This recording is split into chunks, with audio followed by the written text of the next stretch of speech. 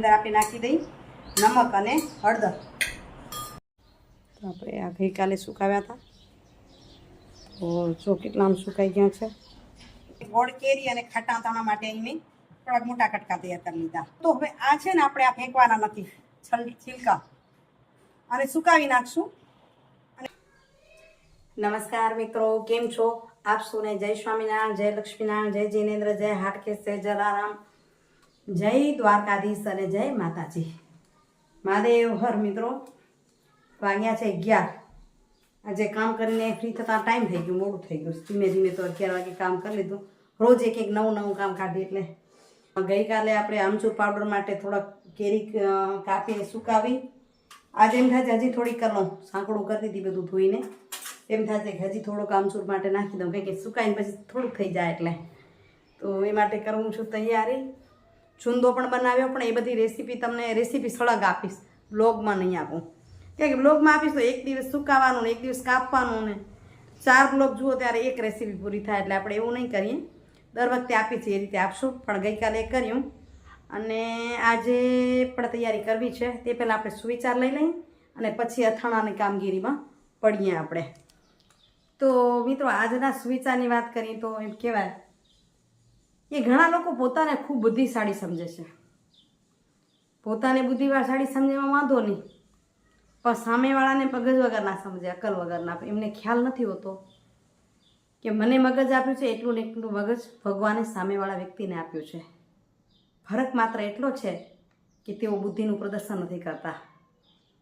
જેઓ પોતાને જે વધુ હોશિયાર સમજે છે ને, એ પોતાની બુદ્ધિનું પ્રદર્શન કરે છે. અને જેને તમે મૂર્ખ સમજો છો એ મૂર્ખ નથી, એ પ્રદર્શન નથી કરતા, બધું જ સમજે છે. એટલે આ વસ્તુ જ્યારે દુનિયામાં સમજાવવા માંડે ને, ત્યારે અંદરનો હું ઘટે અને સામેના વ્યક્તિ પ્રત્યેની લાગણી, ભાવ આપણા પ્રત્યે વધે. તો મિત્રો આજનો આ સુવિચાર નહીં, આગળ વધવું છે. જલ્દી બારે સુકાવ્યા છે, જોઈ આવું. આમચૂર પાવડર માટેની કતરી કેટલી સુકાણી, નહીં તો બપોર પછી પાછી એ બનાવું. અને કારણ કે પૂરું નહીં થાય, સાવ સુકાવીને થોડોક થઈ જશે. એટલે મિત્રો 4 વાગી ગયા. થોડીક બીજી તૈયારી કરીને અહીં જો હવે આપણે કેરીમાંથી આ આમચૂર પાવડર માટે નિતારી લઉં આમાં. અને બારે આપણે સૂઈ આવી, કારણ કે 4 વાગ્યા છે ને, બહુ સુકાઈ સાંકડા થઈ ગયા છે, એને ભેગા કરી લઈ. પેલો આમચૂર માટેની તૈયારી કરી લઉં અને પછી તૈયારી કરું છું ખાટા અથાણા માટે અને મેથી કેરીના અથાણા માટે. આ વખતે મેથી કેરીનું અથાણું કરવું છે. તો પહેલી આ સુકાવી લઉં ને પછી મેથી કેરીની તૈયારી કરું. તો નિતારી લઉં જાળીમાં. મીઠાવાળા પાણીમાં નાખ્યા હતા. આ આમચૂર પાવડર આપું છું અલગથી વિડીયો, પણ આ તો કહું છું આજે એમ કર્યું કે જો આ પતીકા પાડી લીધા, આવા જેમ વેફરના પાડી બટેકાના, એ રીતે. અને આમાં જાળીમાં નીતરી જાય એટલે વારે સુકાઈ આવું. જો આ સરસ સુકાઈ ગયા જેવા થઈ ગયા છે ને, થાળીમાં નાખી દઈ, પછી એને તપાવી અને અહીંનામાં સુકાવી લઉં. થાળીમાં નાખીએ તો અવાજ કરે એવા થઈ ગયા છે. કૂક જ કાચા રહ્યા છે, અવાજ કરતા થઈ ગયા.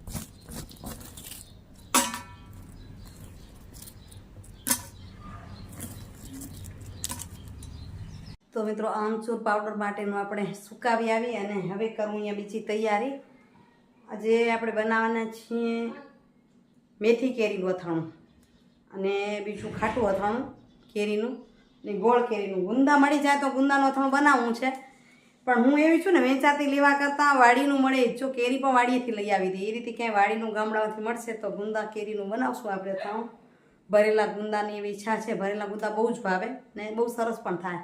પણ જોશું મળશે તો બનાવશું. અત્યારે ખાટું અથાણું કેરીનું થોડુંક જ બનાવું, આટકા જેટલું. ગોળ કેરી તો ઠીક છે, નહીં તો બહુ ખવાતી નથી.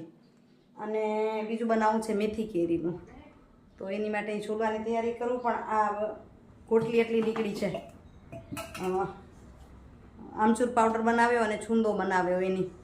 તો અને ગોટલીને સુકાવી દઉં જેથી એનો મુખવાસ બની જાય. કારણ કે પાકી ગઈ છે ગોટલી, એની જ બધી કેરી એવી છે. ગોટલી કડક થઈ ગઈ હોય એવી છે. ચાલો આને પેલી હું બહાર તડકે સુકાવી લઉં. કેરી ગોટલીને જેવી ગોટલી નીકળતી જાય એવી સુકાવતી જાઉં. અને અહીં જુઓ ઓલા આપણે સુકેલા ગાલી લીધા ને, એની જગ્યાએ અહીં જો નવા સુકાવી દીધા. તડકામાં ગરમી ગજબની ગરમી છે. અહીં છૂંદો તપવા મૂક્યો છે એ મને લાગે છે 2 દિવસમાં જ તપી જશે. તો એ તપેલીમાં છૂંદો મૂક્યો. ગઈકાલે આમચૂર માટે તૈયાર કર્યા હતા પતિકા સુકાવ્યા અને અહીં સુકાવી દઉં ગોટલી. અહીંયા ગોટલીને સુકાવી દઉં. જેવી નીકળતી જાય સુકાવી દઈ તો આમાંથી પછી કાઢીને મુખવાસ બનાવશું. સ્ટેન્ડ પણ તૈયાર કરી લીધું. સ્ટેન્ડમાં ભરવી અને પછી પ્રોસેસ બતાવતા જઈએ જેથી પૂરી રેસીપી સરખી બતાવી શકાય.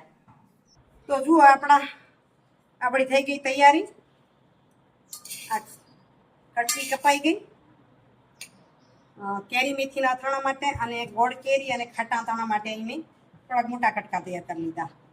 આખી રેસીપી અલગ વિડીયોમાં આપું છું. આ તમને ઝલક આપી દઉં થોડી આજના બ્લોગમાં, બરાબર ને? હા, અને ખાસ વિશેષ કહું તો હવે આ છે ને આપણે આ ફેંકવાના નથી, છિલકા, અને સુકાવી નાખશું અને સુકાવીને વાસણ ઘસવાના પાવડરમાં નાખશું. કેરીની એક પણ વસ્તુ એવી નથી કે જેને આપણે ફેંકી દઈએ. કોઈ પણ વસ્તુ એવી નથી. ગોટલીનો મુખવાસ બનશે, આનું આપણે વાસણ ઘસવાનું થશે અને નાવામાં પણ વાપરી શકાય. કે આગળ હું પ્રોસેસ બતાવું છું અને અત્યારે સુકાવી દેવાના છે. બીજા બ્લોગમાં એ વિશેષ બતાવીશ, બરાબર ને? શક્ય હશે તો સળંગમાં કરી આપીશ, પણ કેરીના છિલકાને ફેંકવાના નથી અને સુકાવી નાખશું, બરાબર? અને હવે તમને આ પ્રોસેસ કરું છું એ કદાચ આ બ્લોગમાં ના બતાવું, સળંગ બતાવું. મેથી કેરીનો અથાણા માટે મેથી તૈયાર કરી લીધી છે, હળદર લીધું છે અને નમક લીધું છે. તો આપણે એને મિક્સ કરી લઈએ ત્યારે. તો મિત્રો વાગી ગયા છે 7:30. એ તૈયારી કરી લીધી. લાઈન દેખાય છે તપેલાની. ગોળ કેરી માટેનું ગોળો નખાઈ ગયો, મેથી માટેનું કેરી મેથી, છૂંદો અને આમચૂર પાવડર બધું બારે સુકાવી તો મૂકી દીધું અંદર. અને હવે ચડાવી લઉં ખીચડી. ઘણા દિવસ ખાધું બહારનું, હવે થોડાક દિવસ મગ અને ખીચડી પર આવવું પડશે ત્યારે પેટ બરાબર વ્યવસ્થિત આવશે. લાઈનમાં લાગે છે તો અહીં મૂકી દીધી છે મેં ખીચડી. રસોડું કરી લઉં ક્લીન. સાંજે જમવામાં કોઈ આઈટમ મેં બનાવીશ તો ખરી, 2-3 દિવસમાં પછી વળી કંઈક બનાવશું, પણ પેટને હળવું લાગે એવું. આમ તો મને બહુ પિત્ત વધ્યું હતું, બહુ હેરાન થઈ ગઈ હતી. આજે કુશળ છું, એકદમ મજામાં છું. બધા પૂછો છો કમેન્ટમાં તો કહી દઉં કે હવે હું બરાબર છું, એકદમ પરફેક્ટ. ઘણા દિવસ બહારનું ખવાય ને તો થોડીક તકલીફ તો થાય એમ. ભલે હોટલનું ન ખાવ પણ સમાજવાડીનું ખાવ ને એ તકલીફ કરે. દર્શને પપ્પા જ કહેતા હતા મને પેટમાં મજા નથી આવતી, હળવું જ જમવું છે. તો થોડા દિવસ એવું જ કરવું પડશે. મગ હોય કે રોટલી બહુ ઓછી ખવાય એટલે પેટ એકદમ સારી રીતે શું કહેવાય ક્લિયર થઈ જાય એકદમ. અને પછી જ કાંઈક નવું જૂનું બનાવીએ, બરાબર ને? પણ બનાવશું તો કદાચ હવે એવી આઈટમ ગોતવી પડશે જે પેટને ફાવે, હળવું લાગે, મજા આવે એવી કંઈક બનાવશું. રોજ તો ખીચડીથી પછી કંટાળી જશું. સવારે મગ ને સાંજે ખીચડીને એની માટે કંઈક મમરા ખાશું. મમરાનો નાસ્તો ગઈકાલે જ બનાવ્યો છે. એ ફૂટે બની જાય. ડાયટમાં જે આવે ને એ હું બનાવશું. પણ આજે હું વિડીયોનો કરું છું એની. કાલે પાછા મળી છે નવા વિડીયો સાથે. આજે બધી તૈયારી કરી છે, એના અલગ અલગ વિડીયો આપવાની છું.